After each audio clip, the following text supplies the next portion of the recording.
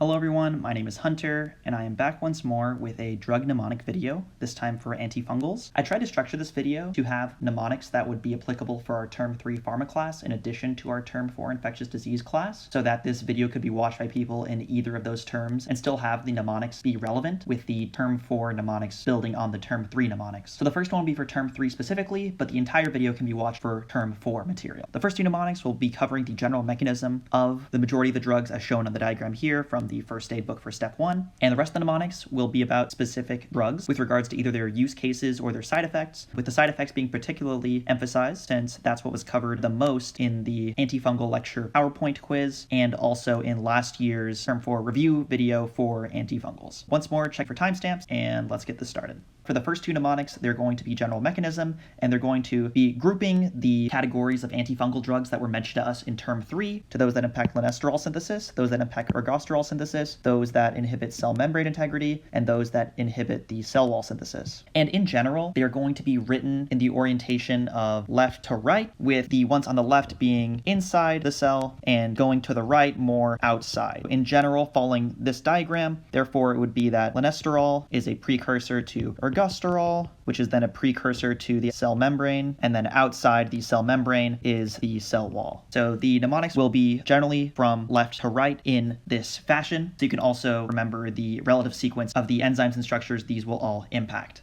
So now for the first sentence to start grouping a lot of these key areas of antifungal action. So the sentence here is, lone turbines are cone-shaped, ergo, remember, they'll tear through walls like Casper. It's a long sentence to know, but I promise you there is a lot of good information. So first off is the relative ordering of all the terms, and that they are grouped together in sets of 2. So we can actually draw some lines that separate all the chunks of the 2 important words in the sentence, and we can start to decode what every word here means. So turbines for Terbinafine, cones for Conazoles/Azoles, Ter for Amphotericin, and Casper for Caspofungin for the Echinocandins, the fungins. So Terbinafine will be acting on Lanosterol. The Conazoles will be acting on Ergosterol, which is similar to cholesterol in mammals. Remember is to prime you for membranes, so Amphotericin will inhibit cell membranes, and walls is for cell walls, which are inhibited by the fungins or any drug with a fung word in it. And just as a little bit of a disclaimer of what the sentence actually means, when Josh and I came up with this for Term 3, the idea was you are shooting a lone turbine, like that on a jet engine, through a wall, and because of its cone shape, it's able to blast through the wall very easily and pass through the wall. And what else do we know that pass through walls? Ghosts. Who is a famous ghost? Casper the Friendly Ghost. So a lot of dense information there, but it gets even better. So even though this would be useful for Term 3 with regards to Dr. Reddy's lectures, that's not necessarily useful for going forward if we want to know the actual enzymes that are inhibited in each of those steps. So how do we know that terbinafine is going to inhibit squalene epoxidase, that the conazoles are going to inhibit 1,4-alpha demethylase, that amphotericin is going to punch through the holes in the membrane, and how do we know that the fungin drugs are going to be acting on the 1,3-beta glucan synthase? So here's where the mnemonic comes in. First, I'm going to explain some Roman history, and then I'll actually explain the mnemonic that's based on that history. So over here is Augustus, who was the Roman emperor right after Julius Caesar, after Julius Caesar was assassinated and stabbed in the back a bunch by Brutus and a bunch of other people. And Augustus ended up taking over as the Roman emperor after that. Hopefully this is all familiar, but if not, there's just a couple of key things you need to know. So Augustus was the Roman emperor up until his death in 14 AD. You might see where I'm going with this. Additionally, he died in the month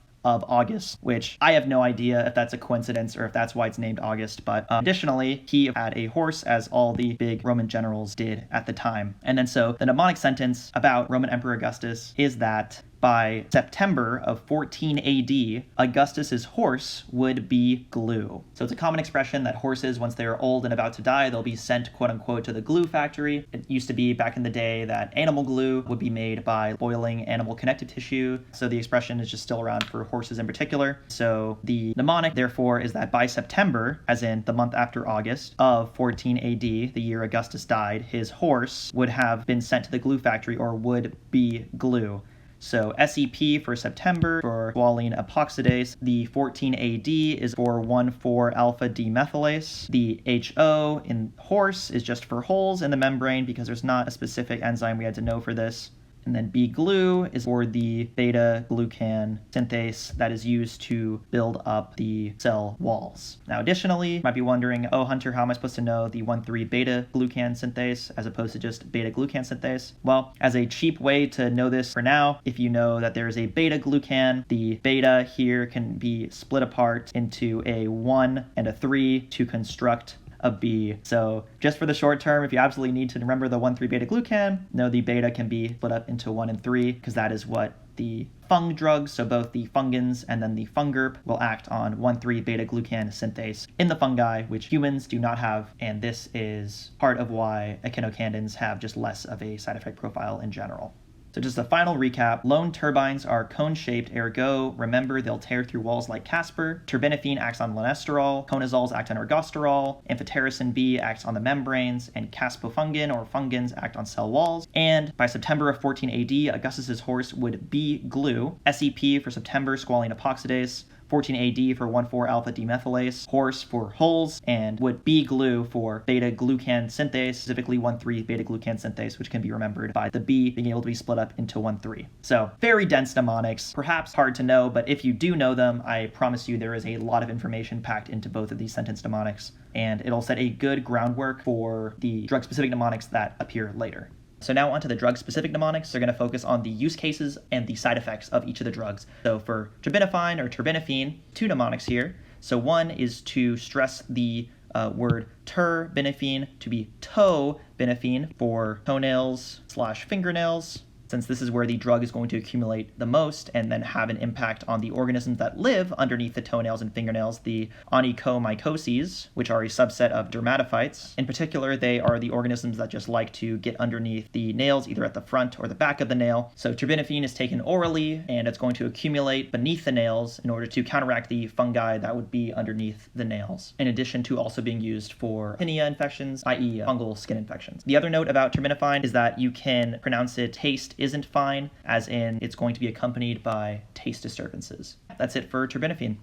Next, we have a lot of content here with conazoles or the azoles. First, we're going to be on Fluconazole. It is once more a sentence mnemonic that is also accompanied by a picture. And the mnemonic is that Steve Jobs' sick hair flew right off. So in case you don't know who Steve Jobs is, that is him on the right there. He used to have really nice hair, and then over time he started to bald, which I think is a interesting visual kind of reminder of the side effect profile of Fluconazole. So with the sentence, Steve Jobs' sick hair flew right off. Flu is of course for Fluconazole, and then everything else is with regards to side effects. Steve Jobs here is to remind us of one of the side effects of Steven Johnson syndrome. Sick is to remind us of the side effect of nausea/vomiting. And hair, this causes alopecia as a side effect. So Steve Jobs does not have alopecia, but hopefully the balding over time will help us prime for the side effect of alopecia. So on to the next sentence for ketoconazole. It is a simple one. The sentence, keto diets add happiness. Keto to the name of the drug, and then add and happiness. Add is to prime us for the side effect of adrenal insufficiency, as in decreased adrenal activity. And the word happiness, the hap, is to remind us of hepatotoxicity that can happen as a result of this drug because the azoles or the conazoles all act on the CYP450 enzyme family in humans when they take it as an antifungal drug. Additional note about the adrenal insufficiency, this can also be used to treat prostate cancer, since in the world where you have an overactive prostate, it would make sense to take a drug that can lower the activity of the prostate. And because of that, ketoconazole is generally used topically instead of IV in order to not have to deal with all these systemic side effects. Next up is Voriconazole, another sentence mnemonic that is about being in a snowy storm.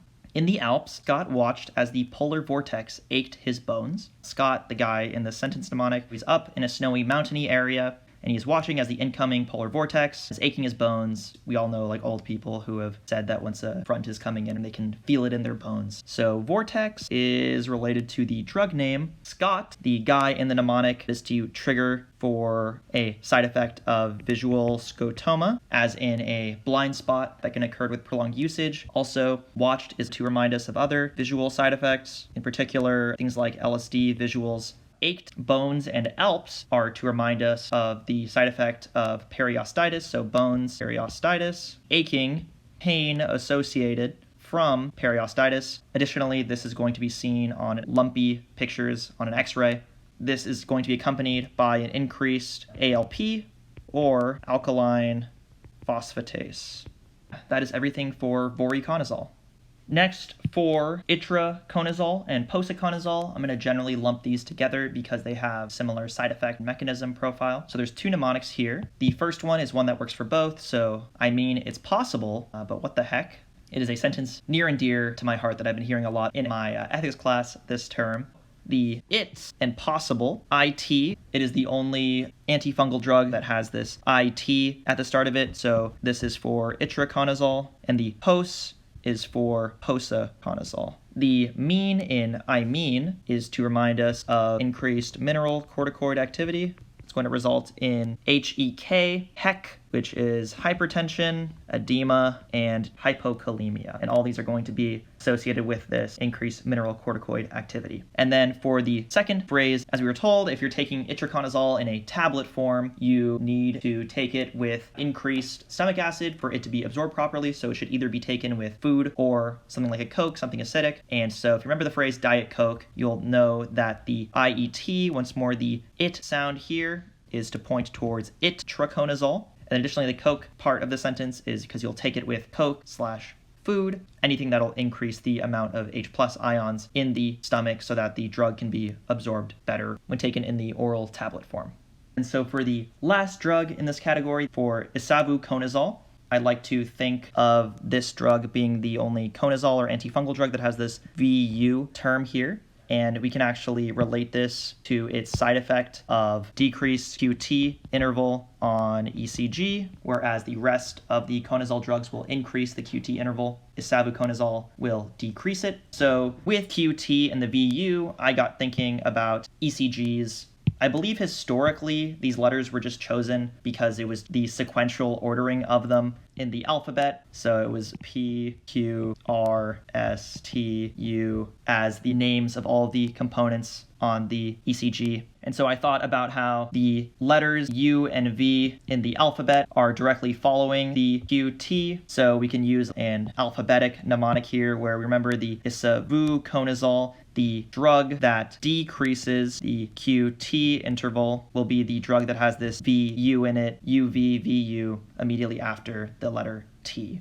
So now on to the anti-cell membrane drugs. As a brief disclaimer, the mnemonics for amphotericin are going to be based on a couple that came from the Dirty Medicine YouTube video on antifungals, but I also added one more of my own that hopefully will be useful for us. So with the first two, with the word amphotericin, you can emphasize the pH part as if someone is shivering. The amphotericin is associated with shivering. The shake and bake with rigors, i.e. the sudden feeling of cold with shivering accompanied by a rise in temperature, often involved with a lot of sweating, especially at the onset or height of a fever. Next, you can call amphotericin amphotericin. If we think of flow, think of urine, we think of nephrotoxicity, which is another side effect. And in particular, you'd use lipid-based formulations of the drug to minimize side effects. Since the liposomal amphotericin B will bind HDL and not LDL, the HDL will generally be carried towards the liver, while the LDL will be carried towards the tissues and the nephrons. So this will result in decreased nephrotoxicity. And the last sentence here is a little reference to what is currently going on in politics. So at the start of April, Democrats in the House of Representatives passed federal marijuana decriminalization, and the Senate Majority Leader Chuck Schumer stalling on presenting this bill to the Senate floor. I thought it'd be a funny mnemonic. The Dems are shaking at the thought of baking. So of course, shaking, hesitancy, baking with regards to cannabis usage, and Dems referring to Chuck Schumer, Senate Majority Leader, but also to the drug Demerol, also called meperidine, which can be used to minimize the side effects of amphotericin B. In particular, it's going to halt the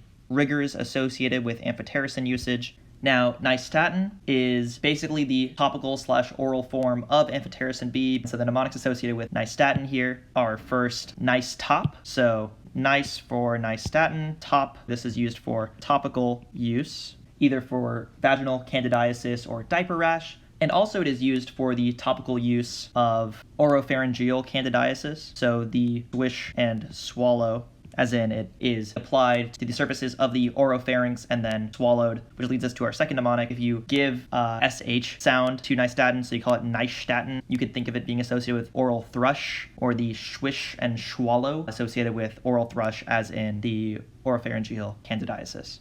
So now onto the drug Ibrexafungerp. I might ruin this drug for y'all with this mnemonic, but I think it is a very useful way to remember what the drug does. So first off, anything with the fung suffix is going to be anti-cell wall. That's going to be for the fungins and the fungerp, but they have slightly different mechanisms, which is why they have the different naming. But Ibrexafungerp does act on the 1,3 beta-glucan synthase that the fungin drugs also work on. So on the use cases of Ibrexafungerp, I like to think of the GERP here, and I like to think of Go-GERT, in particular, Go-GERP. And so you might be on to what I'm about to say. We think of Go-GERTs, the delicious yogurt food thing that many of us likely ate as children. The Go-GERT can remind us that it is a drug that is taken orally, but additionally, it is able to treat vaginal candidiasis, which I will not supply a picture of it, but it is associated with a white cottage cheese-like vaginal discharge. So I personally have found this very useful of a way to remember what Ibrexafungerp does, but I apologize for the associated mental image that is accompanied with this mnemonic. Lastly, for the antifungal drugs that act on the nucleus is Griseofulvin. Now, it seems like it's a drug that is more important historically, but for the sake of step 1 studying, I still came up with a mnemonic for it. The sentence is, tarot cards fulfill my empty life. Full in fulfill is for fulvin, Griseofulvin. And the word empty is to remind us of the letters MT, as in these act on microtubules. And the tarot in tarot cards is to remind us of it being a teratogen, as in don't take this if you are pregnant. Lastly, for Flucytosine, or 5FC, the mnemonics are two kind of small ones. Just remember that there's the 50% rule that our instructor had talked about. 5 reminds me of the 50% rule. For a 50% decrease in creatinine clearance, you should decrease dosage of the 5FC by another 50%. Your body's going to be clearing it through the urine. If you have renal impairment, you should probably give half the dosage of the drug, or else you're going to have a large accumulation of the drug, and that's going to lead to other side effects on rapidly dividing cells. Because this 5FC is broken into 5FU, it being a chemotherapy nucleoside analog, it's going to mess up the actual host cells that are rapidly dividing, and these are most likely to be those in the bone marrow, so it's going to cause myelosuppression, or also in this case specifically cause hemorrhagic colitis because it messes with the reproduction of GI epithelium. So if you're not watching the actual dosage and clearance of the patients, you can risk things like hemorrhagic colitis. Additionally, for the second mnemonic for this is kind of my rule of thumb. So if you have a situation where it's like a number and then like 2 letters, the odds are this drug is probably a nucleoside analog. So 5FC, 5FU, 6MP. The odds are they're nucleoside analogs and they probably cause side effects of myelosuppression. In addition to the more specific side effect here of hemorrhagic colitis, which is particularly important if it's paired with amphotericin, which is likely to cause nephrotoxicity and therefore decreased renal clearance.